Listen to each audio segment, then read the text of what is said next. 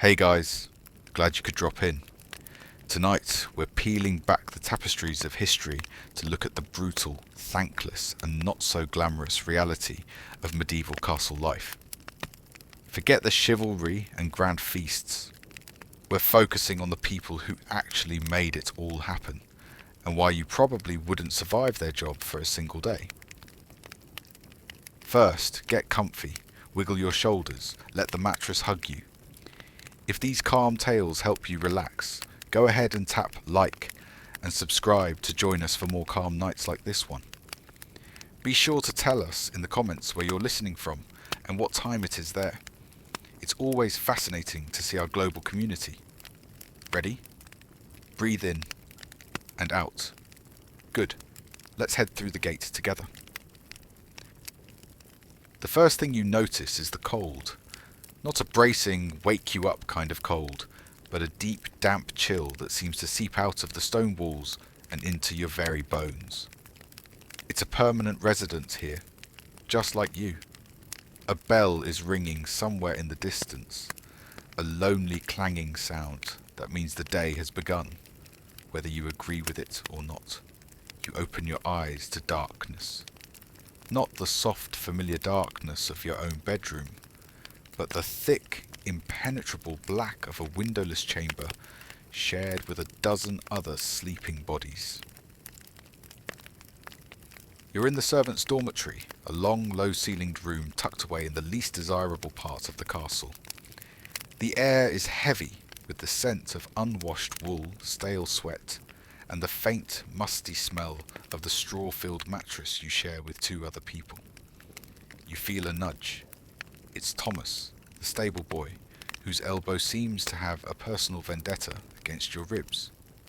You shift, trying to find a corner of the lumpy mattress that hasn't been compressed into something resembling a wooden plank. There is no such corner. You sit up, the rough spun tunic you slept in scratching against your skin. You don't have pyjamas, of course. You have your work clothes and your slightly less dirty work clothes for special occasions, like feast days or when the king visits, which has happened exactly never in your lifetime. You swing your legs over the edge of the low wooden bunk, your bare feet meeting the icy stone floor. The shock makes you wince. Around you, others are stirring, their sleepy groans and coughs echoing softly in the dark. It's the sound of a small, weary army waking up to fight another day against dirt, gravity, and the whims of the nobility. There's no light switch to flick. Someone, probably the head housekeeper's assistant, is fumbling with a flint and steel, trying to coax a flame from a tallow candle. After a few frustrating sparks, a weak, flickering light pushes back the gloom, revealing the tired faces and tangled hair of your housemates. It's a room of ghosts coming slowly back to life. You pull on a pair of worn leather shoes. No socks, of course. Socks are a luxury. And stand up, your back already aching in anticipation of the day. You don't wash your face. The basin of water is reserved for the higher-ranking servants, and is probably frozen solid anyway. A quick rub of your eyes will have to do. The bell rings again, more insistent this time. It's time to work. Your first stop is the Great Hall. Last night, the Lord and his family held a small feast, which means the hall is a disaster zone. The grand, cavernous space, which looks so impressive in the daylight, is now dim and smells like a brewery's bad decision. The air is thick with the lingering scent of roasted meat, stale ale, wood smoke, and wet dogs. The floor is a treacherous landscape of rushes, dried reeds and herbs, mixed with discarded chicken bones, hardened drips of wax, and whatever else was dropped or thrown during the festivities. Your job is to make it all disappear before the family comes down for breakfast. You're handed a broom made of bundled twigs. It's a simple, scratchy tool, and as you begin to sweep, it kicks up a cloud of dust that makes you cough. You and a half-dozen other low-ranking servants move in a line, sweeping the debris toward the massive central hearth. There's a certain rhythm to it, a mindless, repetitive motion that lets your thoughts drift. You sweep past the long trestle tables, their heavy oak surfaces stained with wine and grease. Someone has to scrub those next. You silently pray it isn't you.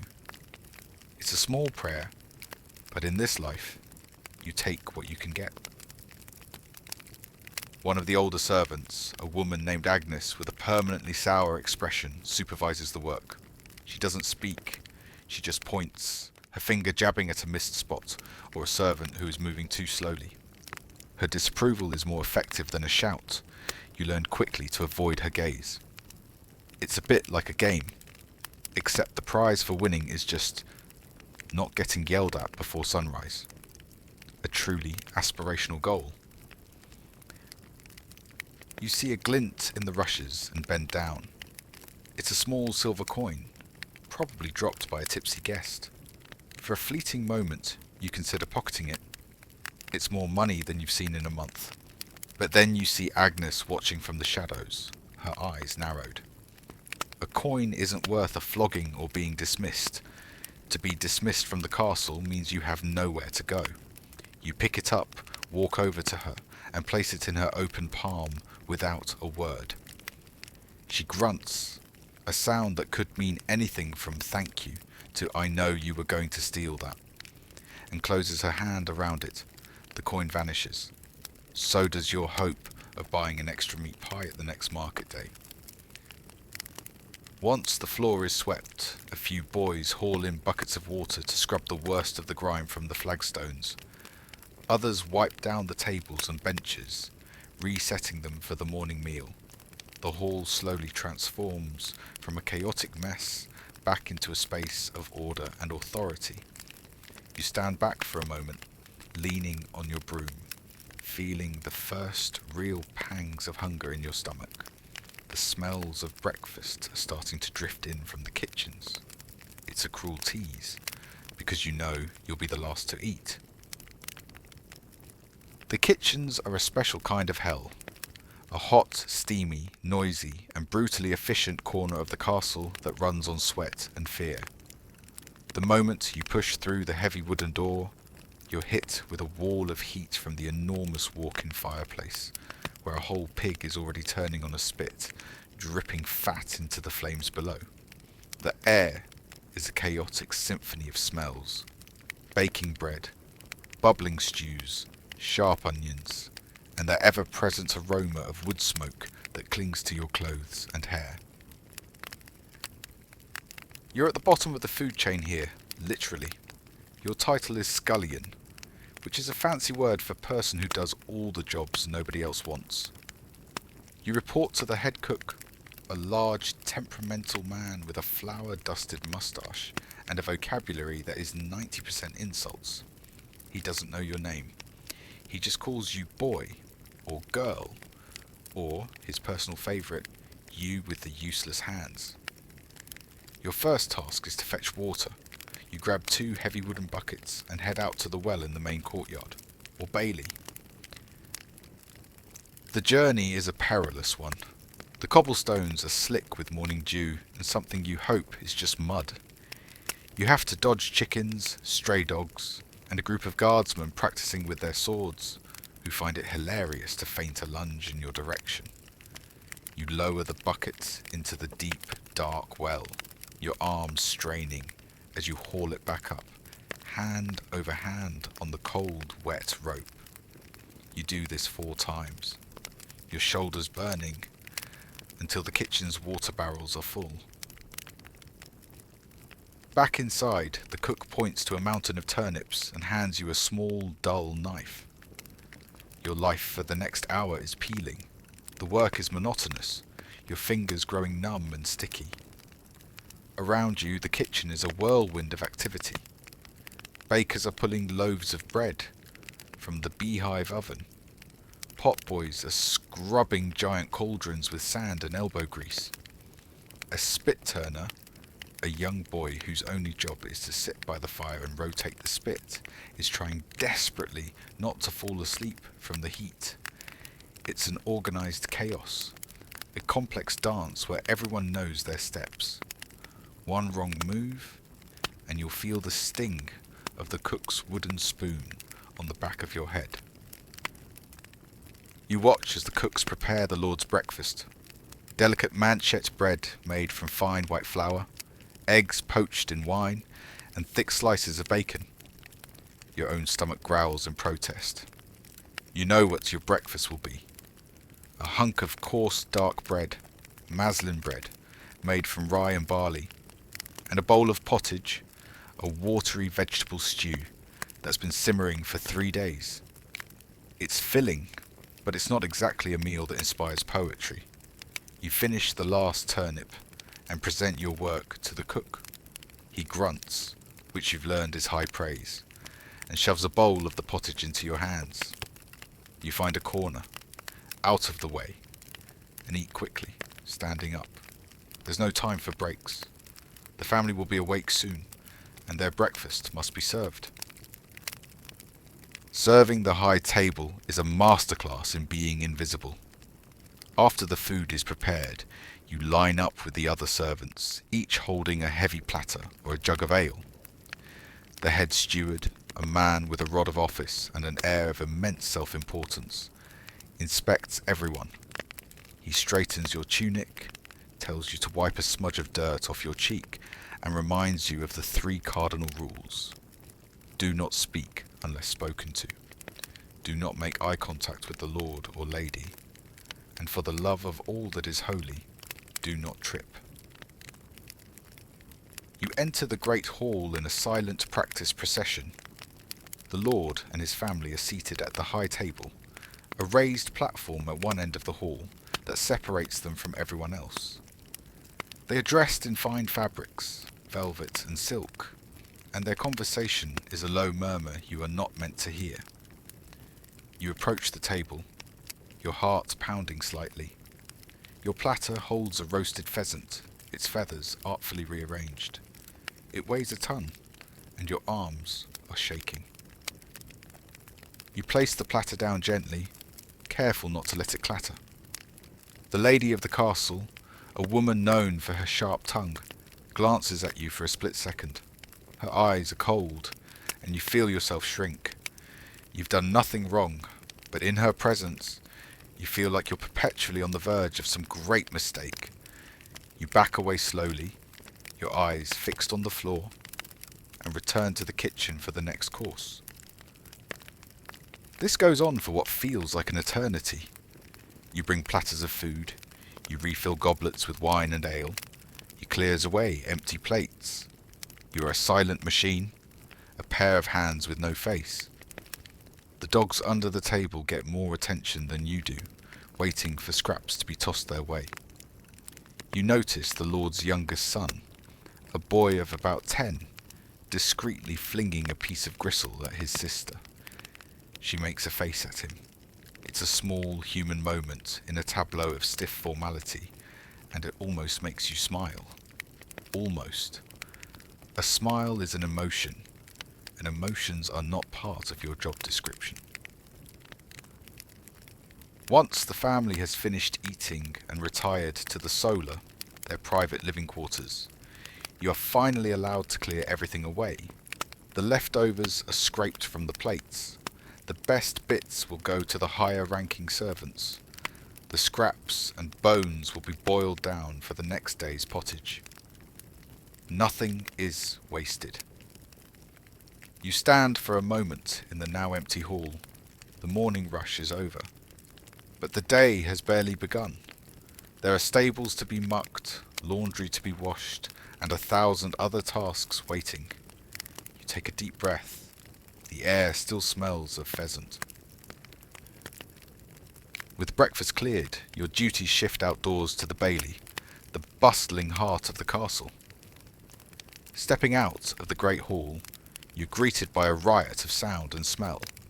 Chickens and geese scatter underfoot, a blacksmith's hammer rings out from the forge, and the earthy scent of livestock and hay hangs heavy in the air. This is the castle's engine room, where the real work happens. And your next assignment is at its most fragrant location, the stables.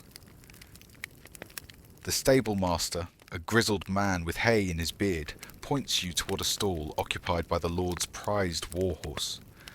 The horse is a magnificent beast, but your focus is on what the beast has left behind. You're handed a pitchfork and a wooden wheelbarrow. Mucking out stables is exactly as glamorous as it sounds. The work is heavy, smelly, and unending. You dig the pitchfork into the soiled straw, your muscles protesting, and heave it into the barrow. The ammonia stings your eyes. It's here, in the muck, that you find an odd sense of camaraderie. The other stable hands work alongside you, cracking jokes and trading gossip in low voices. You hear about the guard who drank too much and fell into the moat, and the secret romance between a lady-in-waiting and a visiting knight. This is the castle's under-network of information, far more reliable than any official announcement. Sharing the misery makes it a little more bearable. It's a strange sort of teamwork, bonded by manure. After what feels like a lifetime of hauling dung to the pile outside the castle walls, you move on to your next task, fetching firewood.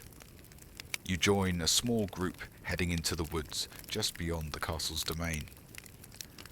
An armed guard accompanies you, a reminder that the world outside these stone walls isn't always safe.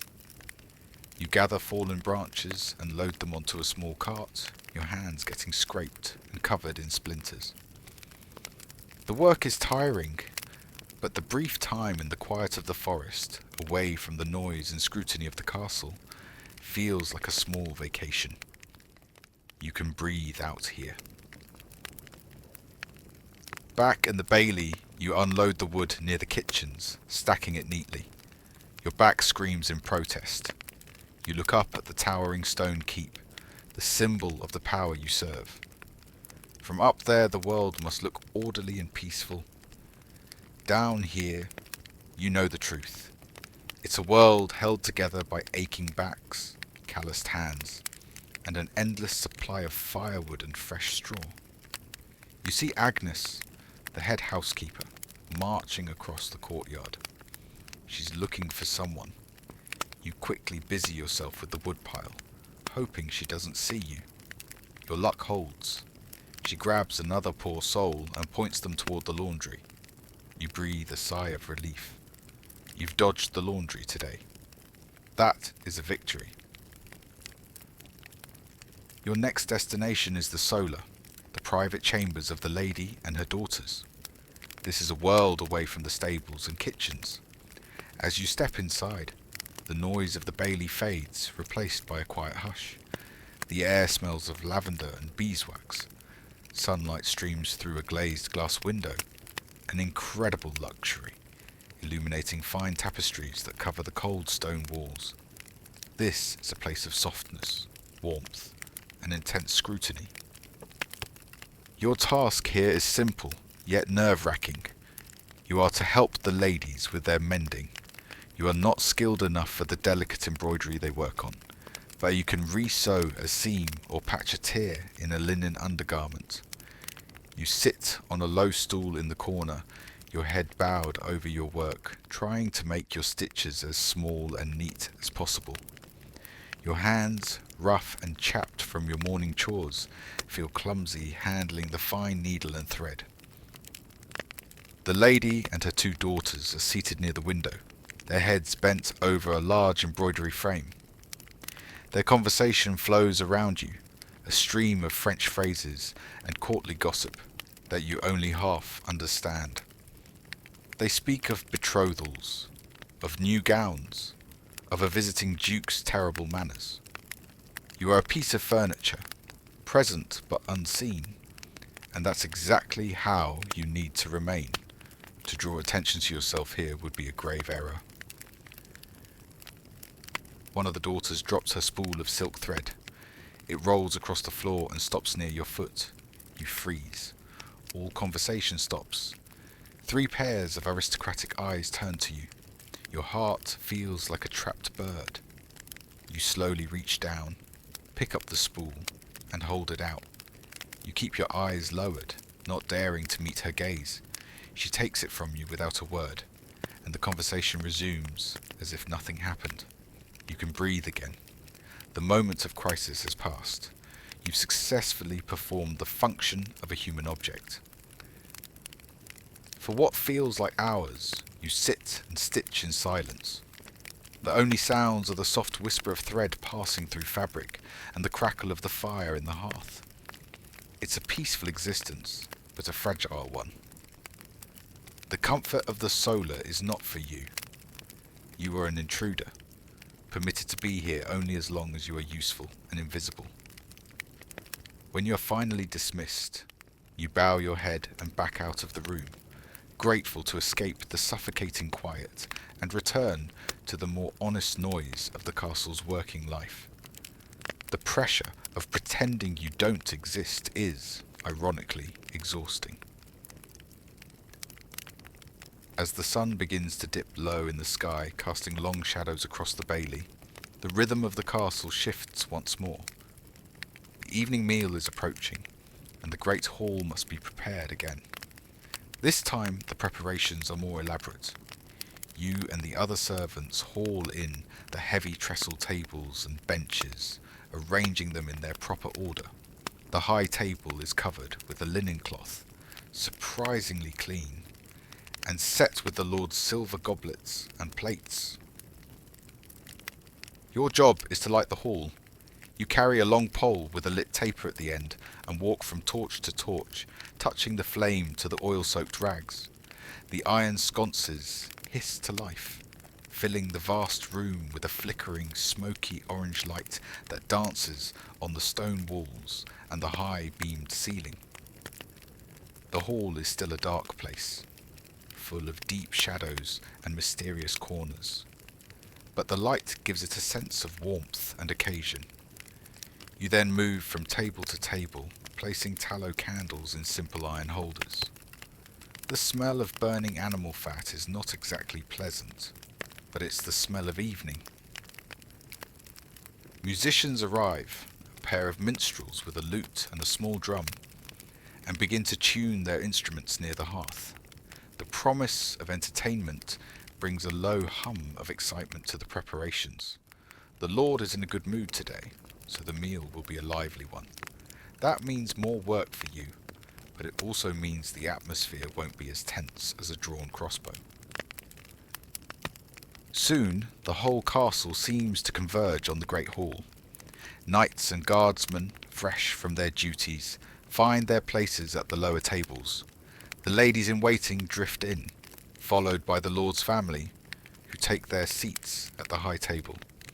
The scent of roasting meat once again fills the air, stronger this time, accompanied by the aroma of spiced wine. The feast begins. You resume your role as a silent server, moving between the kitchens and the hall. The platters seem heavier, the ale jugs fuller. The noise level rises as the wine flows. The minstrels play a jaunty tune, and the Lord laughs loudly at a joke. It's a performance of power and prosperity, and you are part of the stage crew. You watch it all from the edges, hungry and tired, a ghost at the feast.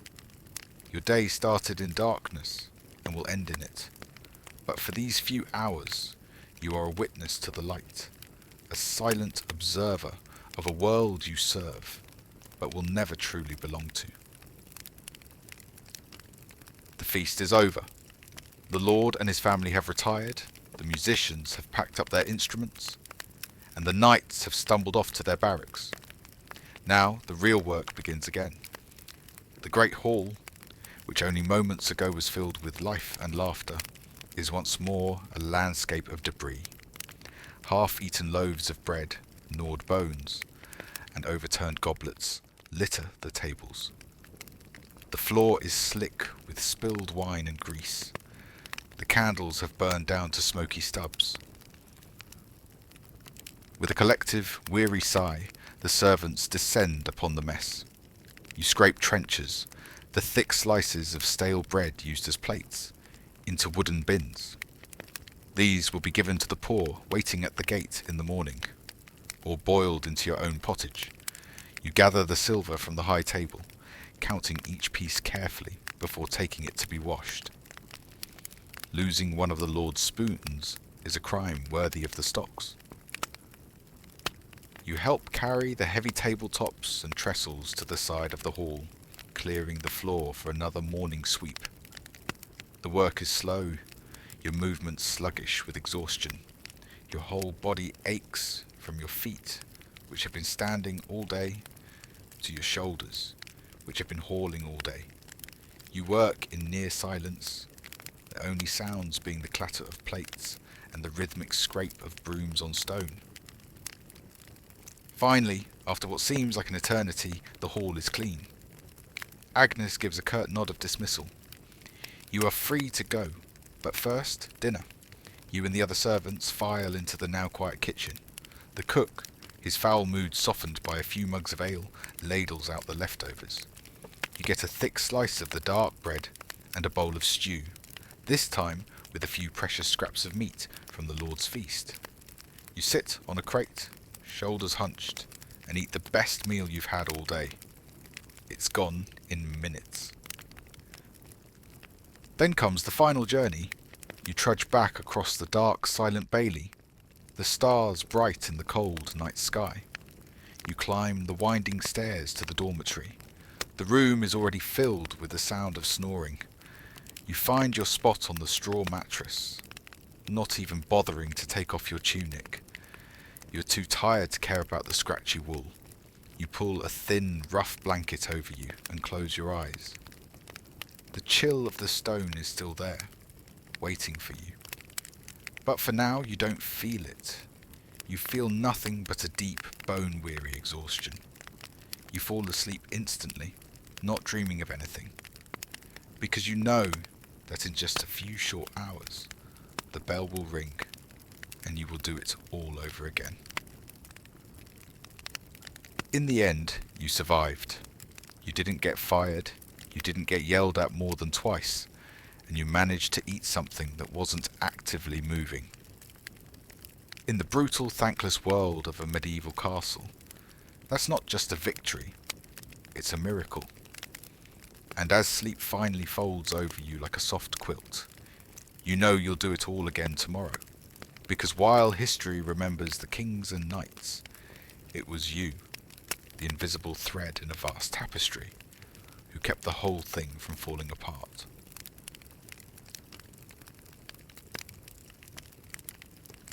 The Gong-Farmer. The last ember in the servant's hearth winks out. Sleep has claimed the loft, wrapping the exhausted in a blanket of shared silence. But far below, in the deepest part of the night, a different kind of work is just beginning. A wooden hatch creaks open. Warm, foul air slips out. It is your turn to work.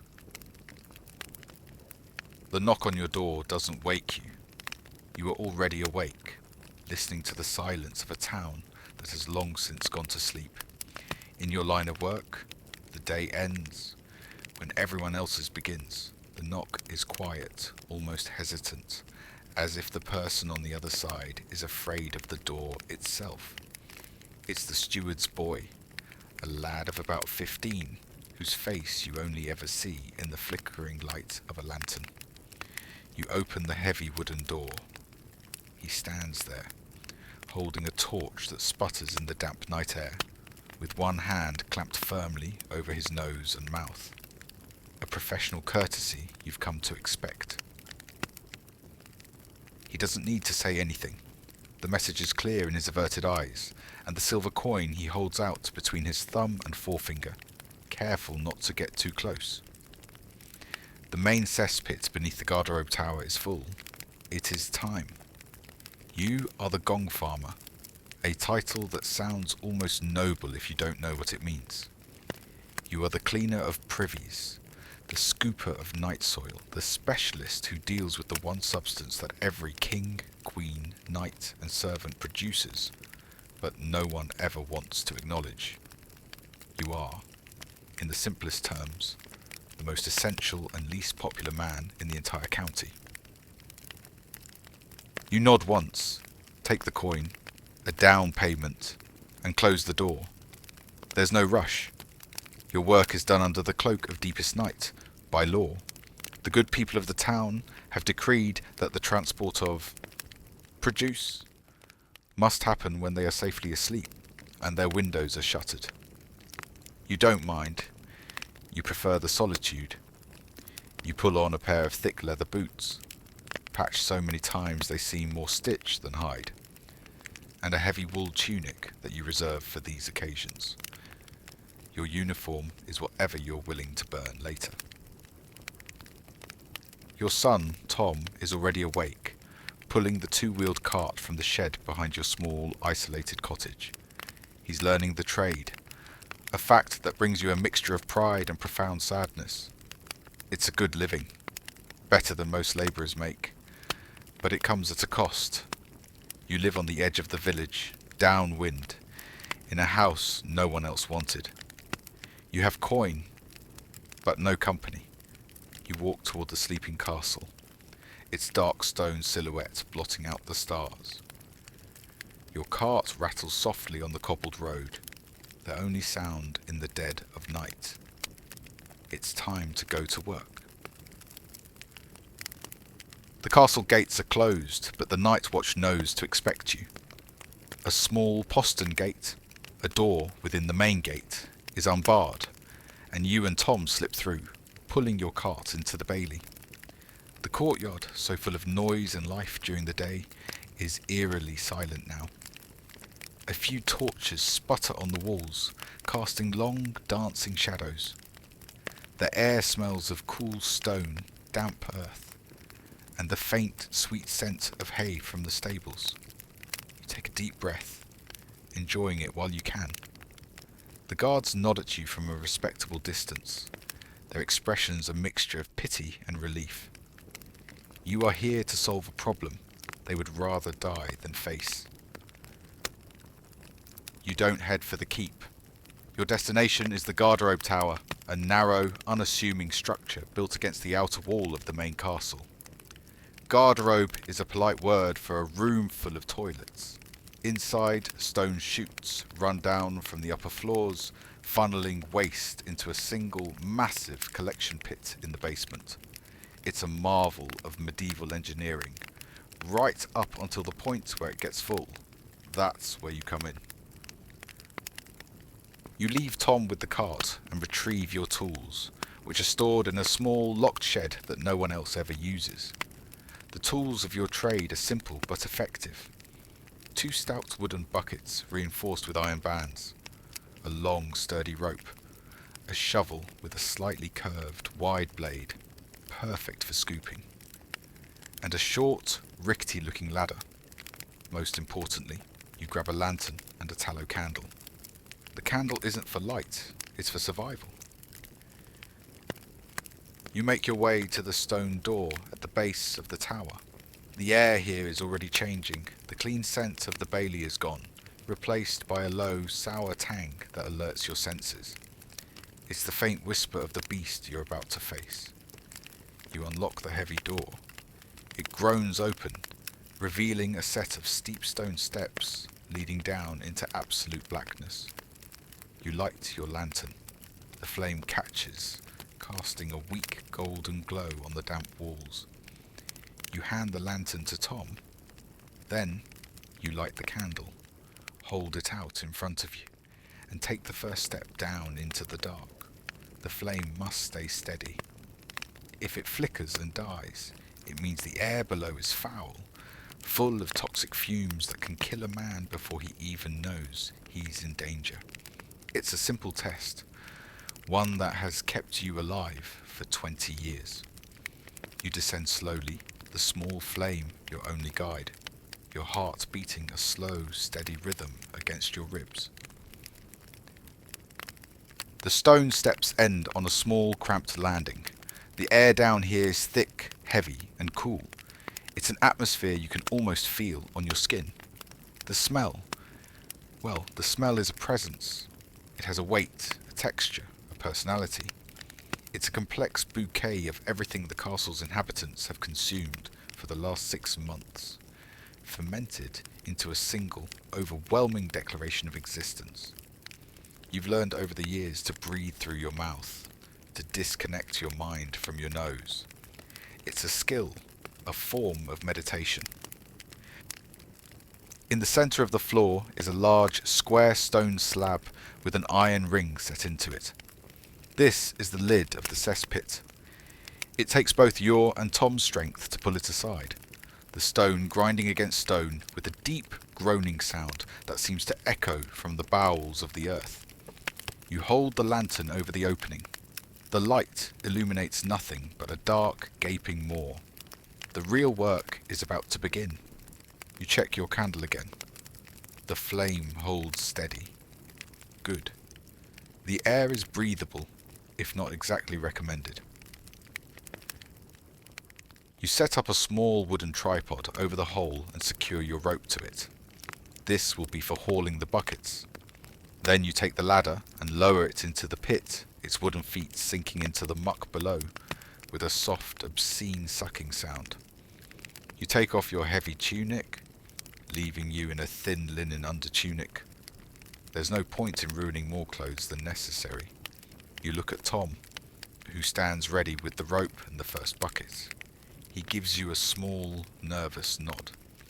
He's seen this a dozen times, but the moment of descent is always tense. You turn and place your foot on the top rung of the ladder. You take a final breath of the cellar air, holding it as you begin your climb down. The lantern light above you shrinks as you descend into the gloom.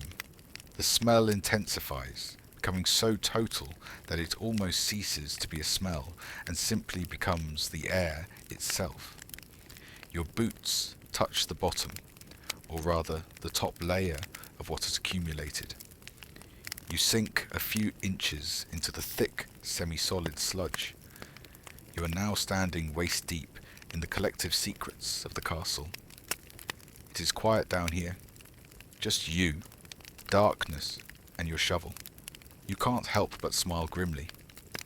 Not many men can say they have a job that allows them to get this close to the foundations of power. The work is a rhythm, a slow, steady dance of labour that you have perfected over 2 decades. You thrust the shovel into the dense layer of waste, using your body weight to push it deep. You lift, the shovel heavy with its dark burden, and you empty it into the bucket that Tom lowers down to you.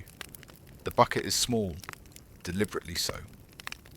A larger one would be too heavy for him to pull up when full.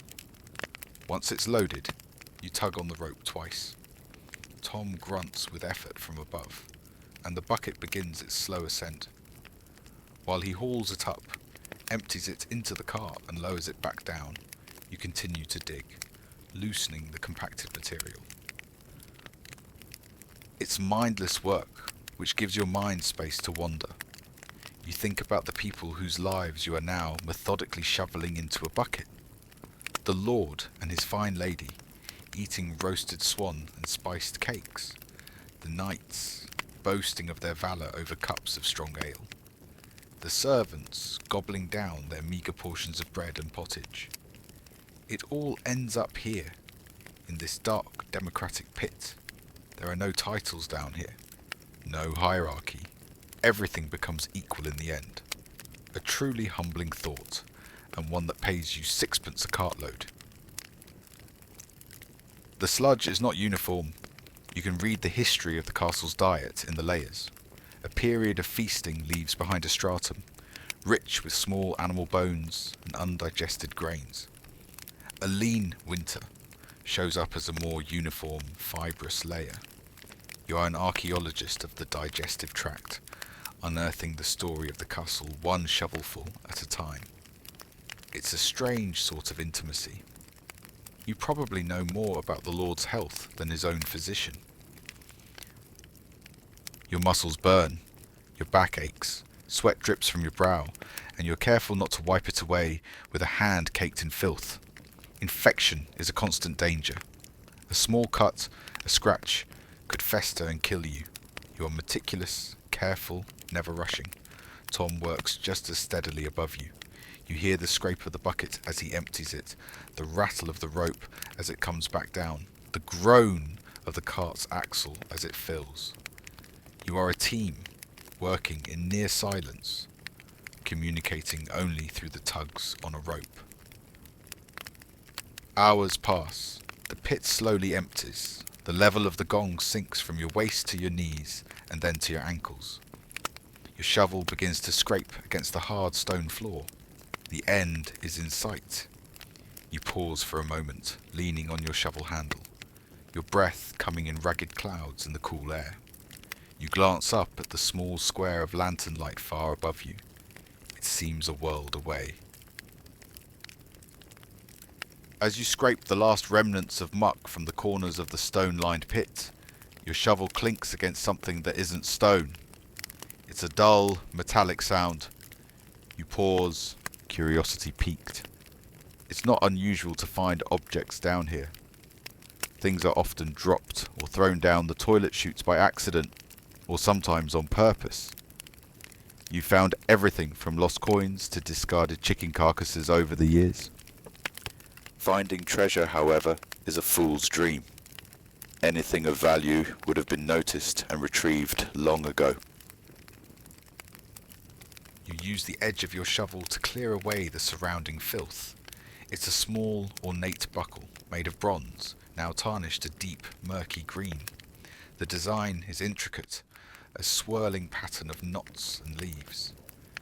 It's a fine piece, something that would have belonged to a knight or a wealthy courtier. You can picture it gleaming on a leather belt, perhaps holding a sword or a purse. You imagine the owner, leaning over the toilet seat in a moment of vulnerability, and the soft plink as the buckle comes loose and falls into the darkness, lost forever. A small, private moment of frustration, now unearthed by you centuries later. You pick it up, wiping it on a relatively clean patch of your breeches. It's a piece of someone's life, a story. You found other things before. A lady's silver comb, missing half its teeth. A child's small wooden toy, its paint long gone. A single elegant gauntlet from a suit of armour. Each object is a ghost, a whisper from the bustling world above. They are reminders that the waste you clear away is not just filth. It is the byproduct of lives being lived, of stories unfolding. You are not just cleaning a pit. You are tidying up the final page of countless tiny chapters. You tuck the buckle into a small leather pouch you wear on your belt. A collection of forgotten things. It's a strange hobby, but it's yours. It makes the work feel less like a punishment and more like a service. You are the keeper of lost things, the curator of the castle's underbelly. It doesn't make the job smell any better, but it gives it a sliver of dignity. You give the rope a final tug, the signal that the pit is clean. Tom lowers the ladder one last time. It's time to ascend, to leave the dark and return to the world of the living. Climbing out of the pit is a rebirth. With each rung of the ladder, the air grows a little cleaner, a little lighter. You emerge into the cellar, covered head to toe in a layer of grime that seems to swallow the lantern light. You feel heavy, encased. Tom, bless his stoic heart, doesn't flinch. He just hands you a bucket of clean water and a rough cloth. You strip down, washing yourself as best you can in the dim light. The water turns black instantly, but it's better than nothing. You are a master of practical hygiene. You know how to clean your hands, your face, your tools, without contaminating the water source more than absolutely necessary. Once you are moderately clean and dressed in your outer tunic again, you work together to haul the ladder out and pull the heavy stone slab back over the cesspit. The beast is sealed away once more, slumbering until it needs to be fed again in another 6 months. You pack up your tools, your movements efficient and practiced. The last task is the most straightforward, and the most public. You must transport the night soil away from the castle. The cart is full, its 2 barrels brimming with the foul-smelling slurry. It is incredibly heavy. You take your place at the front, gripping the wooden handles, while Tom pushes from behind. The journey across the bailey is a slow, arduous procession. The cart's wheels groan under the weight, the sound echoing in the pre-dawn stillness. The guards on the wall watch you pass, their faces illuminated by the first hint of grey light in the eastern sky. They are silent witnesses to the final act of your nightly ritual. You pass through the postern gate and into the sleeping town. The streets are empty. The houses are dark. You are a phantom, moving through a world that pretends you don't exist. Your route is prescribed by law. You cannot pass the baker's shop, the church, or the homes of the town's aldermen. You are relegated to the back alleys and the dirt tracks, a rolling island of stench that must not disturb the peace. The cart leaves a faint, dark trail on the cobblestones. You move slowly, your muscles straining with every step. Your destination is a designated field, a half-mile outside the town walls. Here, you are allowed to dump your cargo. You and Tom tip the barrels, and the contents spill out onto the earth, a dark offering to the soil. Farmers will later pay you a small fee to collect some of it to fertilize their fields. Nothing is truly wasted. It is a cycle. From the earth to the table, from the body to the pit, and back to the earth again. You are a crucial, if uncelebrated, part of that cycle. You turn the empty cart around and begin the slow journey back, the air already feeling cleaner, lighter. By the time you return to the castle, the first rays of sunlight are cresting the battlements, painting the stone walls in hues of pink and gold. The castle is stirring. You can hear the sounds of servants starting their morning chores, the clang of the blacksmith's hammer, the distant crow of a rooster. Your world of darkness is receding, replaced by the bustle of the day. You return your tools to the shed, carefully cleaning and oiling the shovel. A good tool is a friend. The steward is waiting for you in the bailey, holding a small leather purse. He stands upwind, a habit you no longer find insulting. It's just practical. He counts out the coins into your palm, the silver and copper glinting in the morning light. It's a generous sum, more than a field labourer might see in a month. It's the price of doing a job no one else will. The price of honour, you suppose, is inversely proportional to the stench. He dismisses you with a curt nod, his face a mask of official indifference. You are a necessary evil, a transaction to be completed and forgotten as quickly as possible. You and Tom pull the empty, rattling cart back through the town. People are awake now, opening their shutters, heading to the market. They see you coming, and a path magically clears. Mothers pull their children aside. Men turn their heads, pretending to be interested in a nearby storefront. No one meets your eye. You are invisible in a way that makes you more conspicuous than anyone. You are a walking paradox. A man whose work is so vital to public health that he is treated like a disease. You reach your small cottage on the edge of town just as the church bells begin to ring for morning prayers. Your work is done.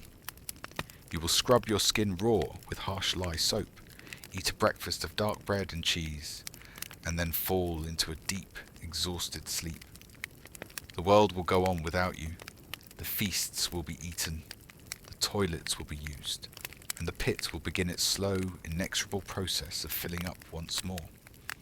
You are the guardian of the depths, the quiet hero of hygiene. and as you drift off to sleep, the scent of the night still clinging to the air, you know that in 6 months, when the town is quiet and the moon is high, you will be called upon again. Your work, the foulest in the kingdom, is finished, but the consequences of so many people living so closely together, the coughs, the fevers, the infected cuts that fester in the castle's grime, are just beginning, and for that, the castle turns to someone else, a person who works not in darkness and filth, but in the quiet, desperate space between life and death.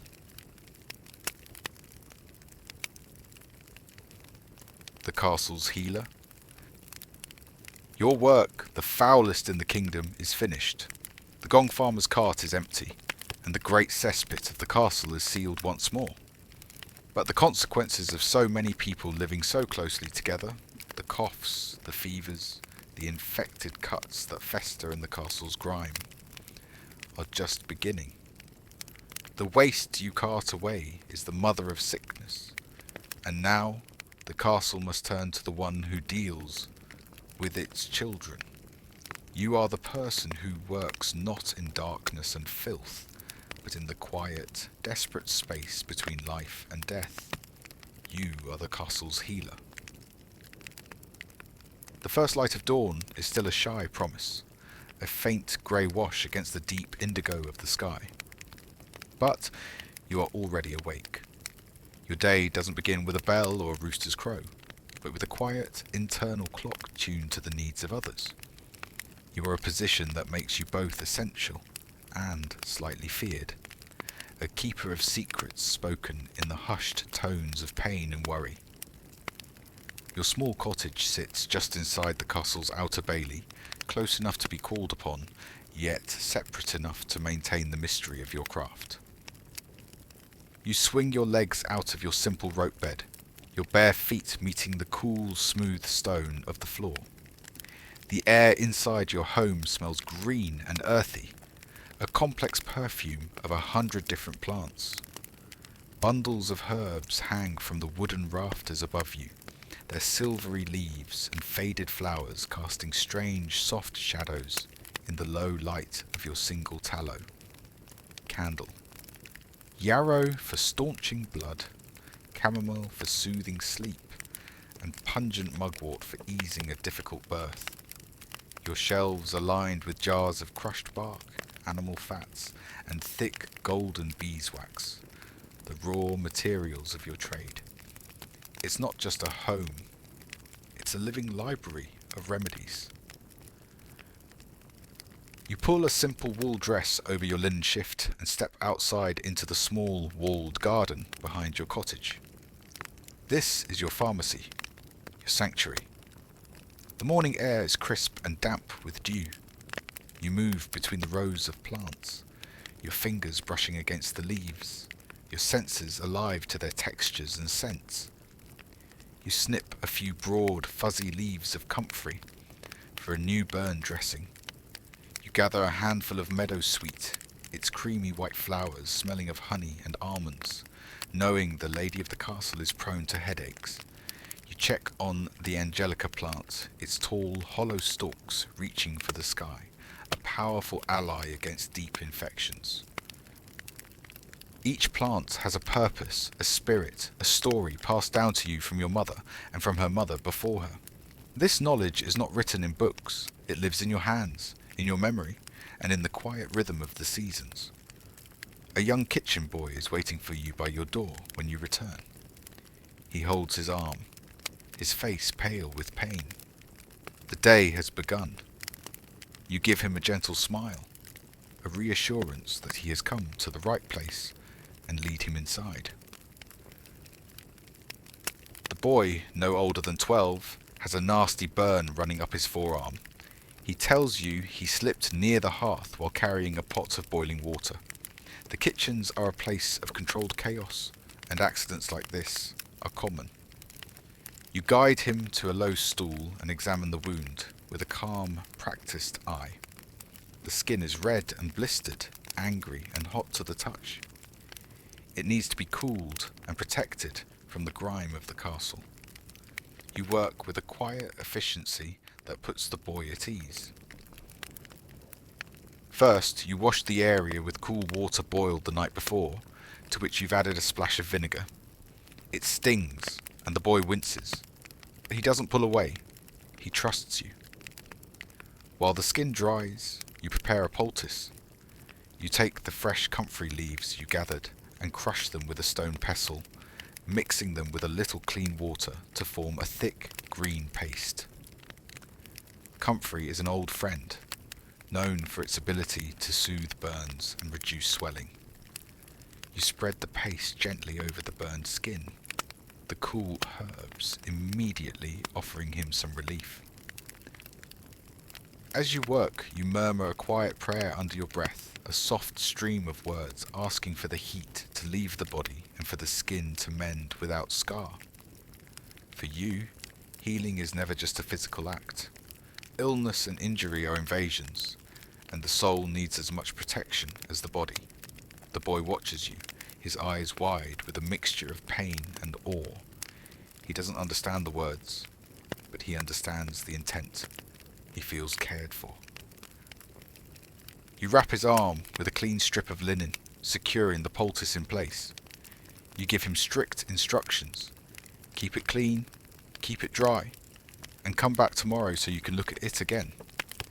You also give him a small pot of salve made from calendula and beeswax to apply later. He nods, his gratitude clumsy but sincere. He offers you a small, misshapen loaf of bread he had hidden in his tunic, a payment from his own meagre rations.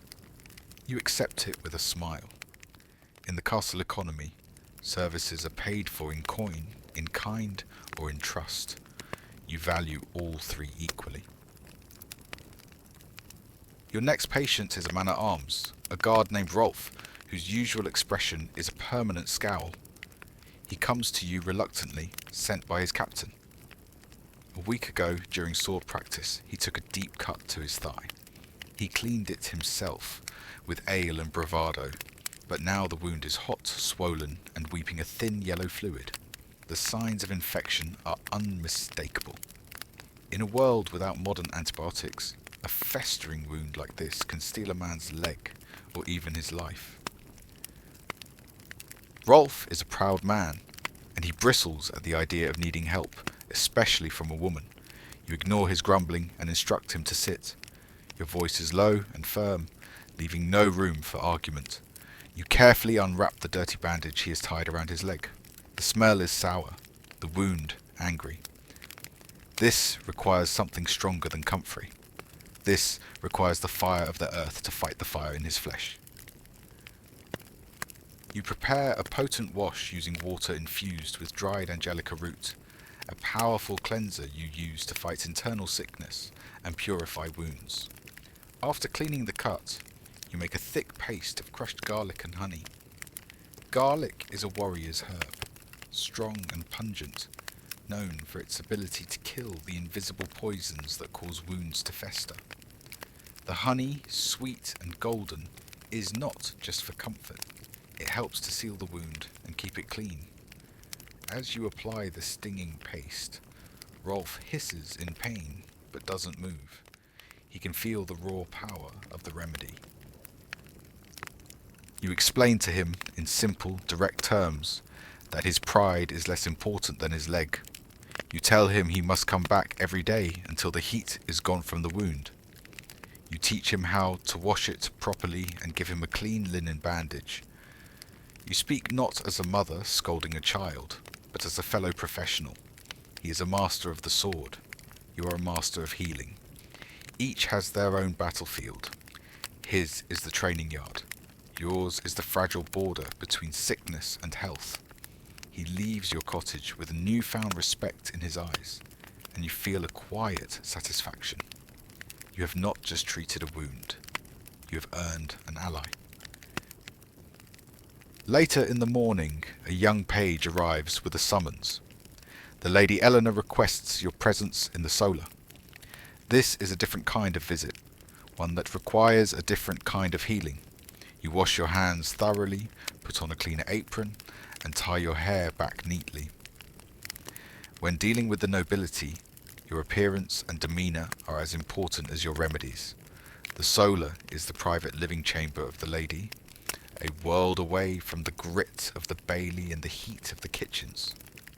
The air here is warm, smelling of beeswax and the faint, sweet scent of roses from the lady's own garden. Fine tapestries cover the stone walls, their woven threads telling stories of great hunts and epic romances. Lady Eleanor is sitting by the glazed window, a rare luxury, with a piece of embroidery in her lap. She complains of a persistent headache, a throbbing pain behind her eyes that has kept her from her duties. You listen patiently, your posture respectful but not subservient. You ask quiet questions about her sleep, her diet, her worries. You know that ailments of the nobility are often born of the mind as much as the body. The pressures of court life, the intricate dance of alliances and rivalries, can weigh heavily on the spirit. You don't offer a poultice or a salvo. Instead, you prepare a simple tea. You take the delicate, creamy, meadow-sweet flowers you gathered this morning and steep them in hot water, adding a single fragrant chamomile flower to calm the nerves. You know from experience passed down that meadowsweet eases pain in the head and joints. You serve it to her in a fine ceramic cup. As she sips the warm, fragrant liquid, you speak to her in a low, soothing voice. You suggest she rest her eyes from her needlework and take a slow walk in the garden later. It is a simple prescription, one of gentle herbs and gentle advice, but it is what she needs. She is not a soldier with a festering wound. She is a woman trapped in a cage of velvet and expectation. Your calm presence is as much a part of the cure as the tea. She thanks you, and her lady-in-waiting presses a silver coin into your hand.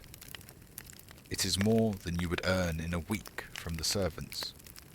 You bow your head in thanks and take your leave, stepping back out of the quiet, refined world of the solar and into the honest noise of the castle yard. You can't help but find it amusing. The guard paid you in respect, the kitchen boy in bread, and the lady in silver. It seems the currency of healing changes with social status, but the need for it remains the same for everyone. In the afternoon, a frantic young mother named Isla comes to your door, her child, a small boy of 4, cradled in her arms. The boy has had a fever for 3 days. You have already given her a willow bark tea to bring it down. But the fever lingers, and the child is listless and weak. Isla is convinced it is no ordinary sickness. She believes her child has been cursed, afflicted by the evil eye of a bitter neighbour with whom she had argued. She is terrified, her eyes wide with a fear that goes deeper than any physical ailment. You know that in a world where misfortune can strike without reason, people often look for a cause, a source of malice to explain their suffering. To dismiss her fears as mere superstition would be cruel and foolish. Her anxiety is real, and it is part of the sickness that has taken hold of her household. You must treat the spirit as well as the body. You bring them inside and sit the mother down, assuring her that you will do everything you can. You tell her you will prepare a powerful counter-charm, a witch bottle to trap the ill will and send it away. The practice is old, whispered from healer to healer, a defense against the unseen world. You take a small stone jar and begin to fill it with symbolic items. A handful of rusty iron nails to wound the curse, a tangle of red thread to bind it, a few sharp pins. You ask Isla for a lock of her son's hair and a few of his nail clippings, items that will lure the curse into your trap. Finally, you have her add the boy's own urine, a powerful link to his spirit that the curse will be drawn to. As you seal the bottle tightly with wax, you explain what must be done. She must bury it upside down beneath her hearth, the heart of her home. You tell her that once the bottle is buried, the curse will be drawn into it and tormented by the sharp contents, unable to harm her son any longer. You also give her a new bundle of herbs, yarrow and elderflower, to make a tea that will help the boy sweat out the last of the fever. Isla leaves your cottage with a renewed sense of hope. The witch bottle has given her something to do, a way to fight back against the faceless fear that gripped her. You know the herbal tea will do the physical work, but the ritual of the bottle will heal the mother's spirit, and a calm mother is the best medicine a sick child can have. You watch her hurry away, clutching the stone jar like a precious jewel, and you are reminded that healing is often just a matter of replacing one belief in a curse with another in a cure. With your patience seen to for the moment, the afternoon provides a quiet lull, a precious space for the real slow work of your craft. This is the time you use to replenish your stores, to transform the raw gifts of your garden into the potent remedies on your shelves. The air in your cottage grows thick with the smells of your work, the sharp tang of pine resin, the bitter scent of crushed roots, the sweet perfume of drying flowers. You work with a focused, methodical rhythm, your hands moving with the easy grace of long practice. You take a large bunch of nettles, their sting long since neutralized by drying, and crumble the dark green leaves into a large wooden bowl. Rich in iron, they are a vital tonic for weary mothers and pale-faced servants. You grind dried juniper berries with your stone mortar and pestle, the spicy, cleansing scent filling the room. These will be used in a tea to help flush sickness from the body, or burned as a purifying smoke in a sick room. At your hearth, a small pot of animal fat melts slowly over the embers. You add a handful of calendula petals and a knob of beeswax, stirring the mixture with a wooden stick until it is a smooth golden liquid. This will become a salve, a soothing balm for cuts, scrapes, and chapped skin. As you pour it into small clay pots to cool and harden, you think of all the hands it will heal, the calloused hands of the blacksmith, the chapped hands of the laundresses, the scraped knees of children who play too recklessly in the courtyard. You check on the bundles of herbs hanging from the rafters, gently turning them to ensure they dry evenly. You inspect your jars of dried roots and barks, making sure they are free of mold or insects. Every part of this process is a quiet conversation with nature, a respectful dialogue with the plants that offer up their power to you. It is peaceful work, a meditation in motion. It is in these quiet hours, surrounded by the tools and treasures of your trade, that you feel most yourself, not just a healer, but a bridge between the wild world of the forest and the fragile world of human bodies. And yet, as you work, a shadow of a thought crosses your mind. You remember hearing a story from a travelling merchant about a village a few days' ride from here. A healer, much like you, was blamed when a sudden sickness swept through the livestock. Her knowledge, once respected, became a weapon turned against her. Gratitude is a fickle thing. When fear takes hold, it can curdle into suspicion with terrifying speed. You glance at the symbols carved into the wooden frame of your cottage door. Interlaced circles and a star, apotropaic marks meant to ward off evil. They are there to protect the house from sickness. But sometimes you feel they are there to protect you from the very people you heal. You push the thought away and return to your work. Fear has no place here. As evening settles over the castle, casting long, cool shadows across the bailey, you are called again. This time the summons is urgent. It's for the blacksmith's wife. Her baby is coming. Childbirth is a sacred and dangerous threshold, a moment when life and death walk hand in hand. This is where a healer's skill is most needed and most tested. You gather your things quickly. Clean linens, a sharp knife, a bundle of mugwort to ease the labour, and a small pot of your best salve. The blacksmith's home is small and crowded, filled with anxious family members. You calmly but firmly clear the room, leaving only the woman, her mother, and yourself. The space needs to be quiet, a sanctuary of calm focus. The woman is in the throes of heavy labour, her face slick with sweat, her knuckles white as she grips the edge of the bed. You speak to her in a low, encouraging murmur, your voice a steady anchor in her storm of pain. You wipe her brow with a cool, damp cloth. You burn a small bundle of mugwort in the corner of the room. Its sharp, herbaceous scent is believed to calm the spirit and strengthen a labouring woman. You check the baby's position with your skilled, gentle hands. You have delivered dozens of babies in this castle. You know the signs, the rhythms, the subtle shifts that signal progress or trouble. You are a quiet conductor, guiding the symphony of life as it struggles to be born. Hours pass. The night deepens outside.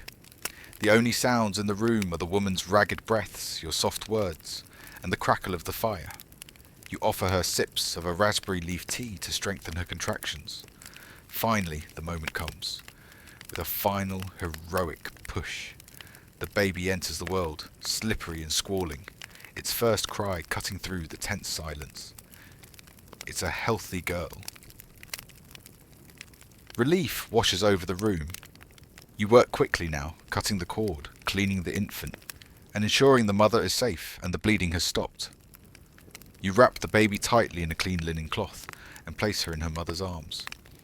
The look of exhausted, radiant joy on the new mother's face is a payment more precious than any coin. You have stood at the gates of life and helped to usher a new soul safely through. You clean up quietly, offer a final prayer of thanks, and slip out into the night, leaving the new family to their first precious moments together. You walk back to your cottage under a sky littered with stars. The castle is asleep. You feel a deep, bone-weary exhaustion, but it is coupled with a profound sense of peace. You have fought back against burns, infections, headaches, fear, and the perils of childbirth, all in one day. You are the quiet guardian of the castle's health, the weaver who mends the fragile threads of life. You enter your small cottage, the scent of herbs welcoming you home. You bank the fire, your final act of the day, and climb into your bed. As you drift into a dreamless sleep, you know that tomorrow will bring new pains, new fears, and new lives needing your care. And you will be ready. The servant, the Gong-Farmer, the healer. 3 invisible pillars holding up a world of stone and steel. History rarely remembers their names, but without their hands, no castle would have stood for more than a single messy season. Their story, quiet and often ignored, is the true foundation of it all. The medieval baker. The castle sleeps, the servant's chores are done, the Gong-Farmer's work is finished, and even the healer's cottage is dark and quiet. But in a small stone building tucked near the kitchens, a new day has already begun.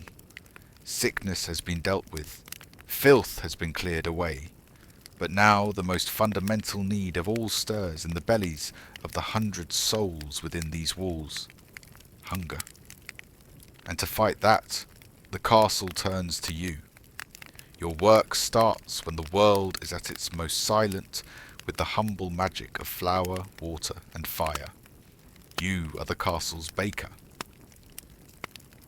Your day begins not with a bell, but with a feeling. A deep internal clock, seasoned by years of habit, tells you it is midnight. You wake in the small dark room above the bakehouse, the straw mattress rustling softly beneath you. The town is a ghost, castle a sleeping giant, its great stone walls absorbing the faint moonlight and giving nothing back. But for you, this is the sacred time. This is when the alchemy begins. You descend the narrow wooden stairs into the bakehouse. The embers in the great oven are a dull, sleeping red, a single cyclopean eye in the gloom. The air is still and cool, carrying a faint, sour, and oddly comforting smell. The scent of the leaven, the living heart of your bread, breathing softly in its wooden tub below. Your wife and children are asleep, their slow breaths a quiet rhythm in the darkness. You rise without a sound, dressing not in the rough tunic of a field hand, but in the worn, flour-dusted clothes of your trade. There is no romance in this hour. This is not the poetic stillness before dawn. It is the deep, empty blackness of a world that has surrendered to sleep. You hear the scuttling of a mouse in the thatch and the lonely sigh of the wind as it probes the wooden shutters. Your first task is to greet the most important member of your household, the starter. It's a bubbling, living mass of fermented dough, a legacy passed down from the baker before you and his before him. It is wild yeast and bacteria, a captured breath of life that will give your bread its rise and its soul. You feed it with fresh flour and water, stirring it gently with a wooden paddle, whispering to it like an old friend. In a world of prayer and superstition, you know better than to disrespect the spirit of the bread. It is a temperamental creature, and your livelihood depends on its happiness. Next, you must wake the oven. This is not a gentle process, it is a battle. The oven is a massive, domed beast of brick and clay, its mouth a dark, cavernous opening. You stuff its belly with bundles of dry kindling, then heavy logs of oak and beech for a long, steady heat, oak for a fierce, purifying fire. You use a long taper to light it from the banked embers of the kitchen hearth. The wood catches slowly, then with a roar, flames leap to life, painting the bakehouse in a flickering, hellish orange. The oven will burn for hours, the fire consuming wood with a furious appetite until the bricks themselves glow with a white-hot intensity. The smoke, thick and choking, fills the room before finding its lazy way out of a hole in the roof. There is no chimney, only a vague suggestion of ventilation. You learn to breathe shallowly, to live in a world of haze. This heat, this smoke, this is the element you must tame before a single loaf can be baked. You live with the constant nagging fear of a stray spark. Flour dust hangs in the air, and you know that in the right conditions it can explode with the force of gunpowder. Every baker knows a story of a bakehouse, and a baker lost to a sudden violent flash. As the oven roars, you turn to the kneading trough. It's a massive, waist-high wooden basin, scarred and softened by decades of use. Tonight, you are making two kinds of bread, for two different worlds that live within the same castle walls. First comes the bread of the nobility. You haul a sack of fine wheat flour, sifted multiple times to a soft pale powder, and pour it into the trough. It feels like silk, a world away from the gritty meal of the common folk. It's expensive, a symbol of status as much as sustenance. You add water from the well, a handful of precious salt, and a large scoop of the now lively leaven. Then the real work begins. You plunge your arms into the dough, and for the next hour you push, fold, turn, and press. It is a grueling, rhythmic dance of pure physical strength. Your shoulders burn, your back screams, but you cannot stop. The dough for the Lord's manchette bread must be worked until it is smooth, elastic, and alive in your hands. It's a conversation without words. Too little work, and the bread will be dense. Too much, and it will be tough. The dough transforms under your hands, from a shaggy, sticky mess into a smooth, supple being. You know it's ready by the feel, the smell, the quiet resistance it offers. This is a skill no book can teach. It lives in the calluses of your hands. Once the manchet dough is resting under a damp cloth, you turn to the second trough. This is for the bread of the common folk, the servants, the guards, the grooms. You don't use the fine white flour here. Instead, you pour in a coarse, greyish mix of rye and barley. This is maslin flour, the stuff of survival. It's heavy, gritty, and smells of the earth. Into the mix you add not just water and leaven, but sometimes ground peas or beans to stretch the flour further in lean times. This dough is different. It's stiff, sticky, and stubborn. Kneading it is less like a dance and more like a wrestling match. It fights back, a dense, unforgiving mass that makes your muscles scream. You sweat, your knuckles ache, but you work the dough with the same care, if not the same delicacy. This is the bread that will fuel the castle's engine. It is not for show. It is for strength. As you work, you can't help but think of the irony. You spend half your night in a grueling battle to create a soft, delicate loaf for a man who has never laboured a day in his life, and the other half creating a brick of sustenance for the people who, like you, will break their backs for it. You are the bridge between these two worlds, your hands covered in the dust of their division.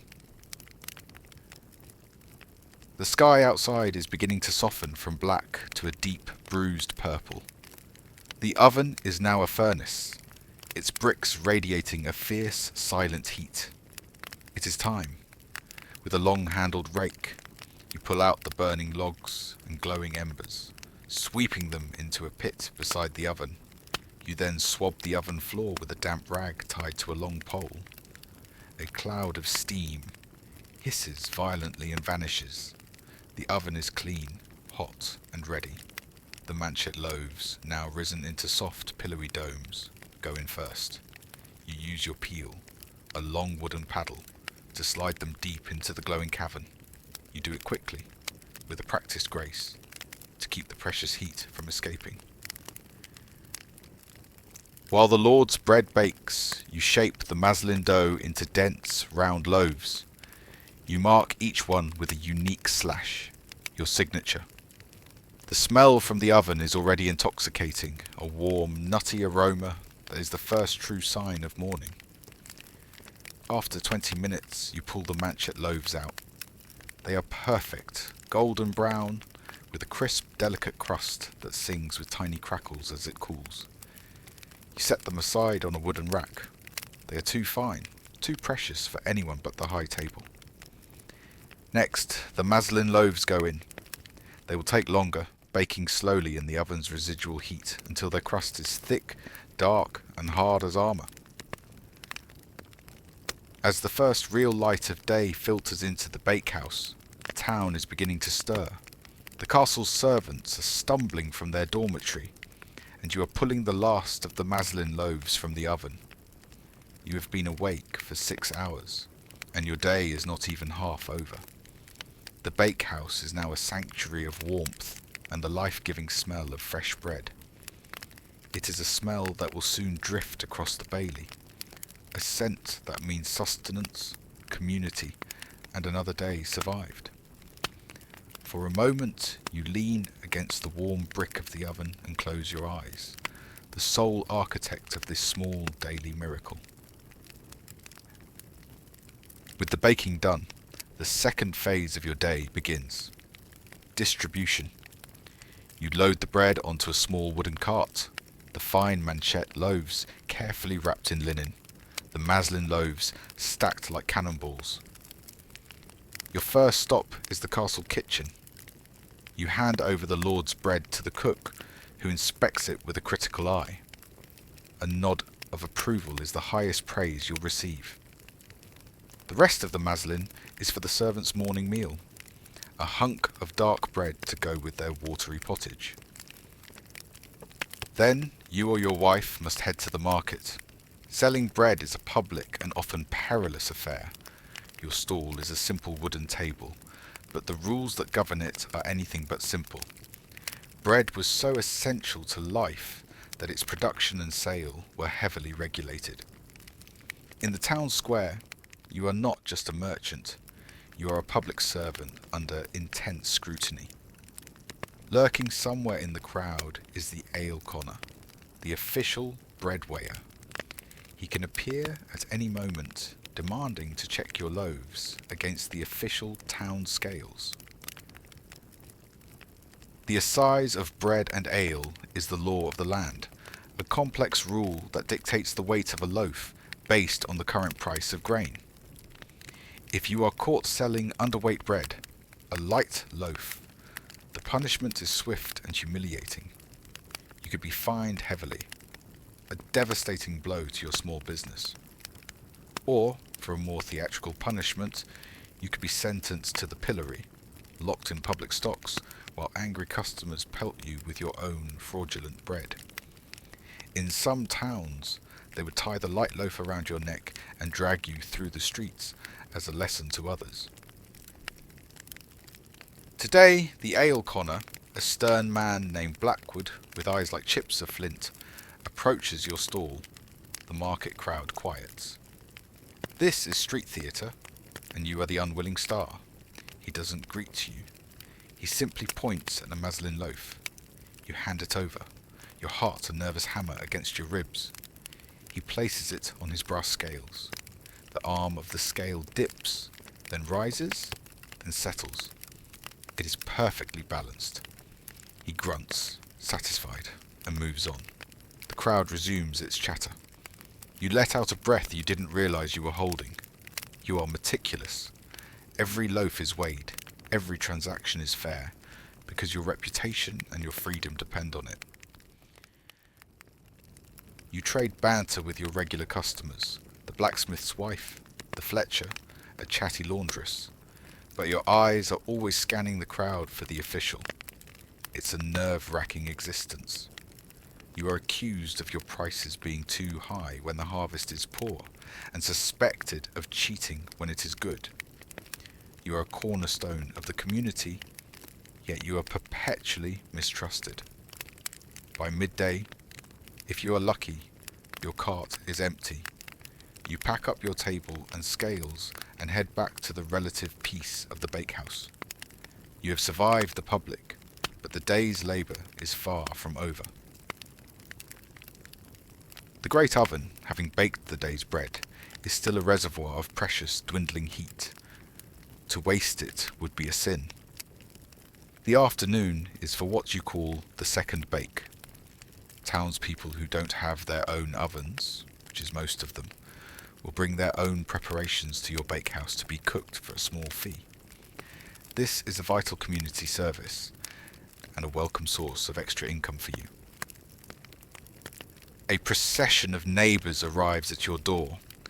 A woman brings a heavy earthenware pot filled with a meat and vegetable stew, which you place deep in the oven to simmer slowly for hours. A young boy comes with a tray of small meat pies, their pastry neatly crimped, a special treat for his family's evening meal. Another brings a simple seed cake, a dense, sweet loaf for a celebration. You charge a farthing or a halfpenny for each item, depending on its size and the time it will take to cook. This part of the day transforms your bakehouse from a solitary workshop into a social hub. The air fills with new smells, roasting meat, spiced apples, savoury herbs. You trade gossip with the women, listen to the men's complaints about the weather, and ruffle the hair of the children who peek curiously into your flour-dusted world. You are a custodian of the community's meals, the keeper of their hearth. They trust you with their dinner, a sacred responsibility. But it is also a delicate dance of logistics. You must remember which pot belongs to which family, how long each dish needs, and arrange them in the cooling oven accordingly. A burned pie or a swapped stew could lead to a bitter dispute. You use chalk marks on the oven door, or small unique tokens to keep track of each order. While the town's meals cook, you begin the long process of cleaning. You scrape the dried dough from the kneading troughs, sweep the flour and ash from the floor, and clean your peels and tools. And finally, as the last of the townspeople collect their warm, fragrant dishes and head home for the evening, you are left with the most important task of all. You must prepare for tomorrow. You take a small piece of today's dough and place it back into the starter tub, feeding the leaven, ensuring that the living culture will be strong and ready for you when you return in the dead of night. The cycle is endless. The fire may die down, but the heart of the bread must never stop beating. The sun is setting now, painting the sky in shades of orange and violet. The castle is settling in for the evening, the smell of cooking fires and roasting meat drifting from the keep. Your own work is finally done. You are bone-tired, your body aching from the heat and the labour. You eat your own dinner, a thick slice of your own dark bread and a bowl of leftover stew from the second bake, a quiet perk of the job. As darkness falls, you do not rest. You prepare for the next day. You stack the wood by the oven, haul fresh water from the well, and ensure your flour sacks are covered and safe from rats. Then you climb the stairs to your small room, the scent of your trade clinging to you like a second skin. You have only a few short hours to sleep before the cycle begins again. You lie down, but your mind is still working. Did you feed the leaven enough? Is the wood dry enough for the morning fire? Will the price of barley rise again next week? You are the unseen engine of the castle's sustenance. While the knights dream of glory and the ladies dream of courtly love, you dream of the perfect crust. You fall into a heavy, dreamless sleep, your body finally surrendering to exhaustion. You are the baker. Your work is never truly done, but for these few precious hours you are at peace, resting in the quiet heart of the sleeping castle, a silent guardian of its daily bread.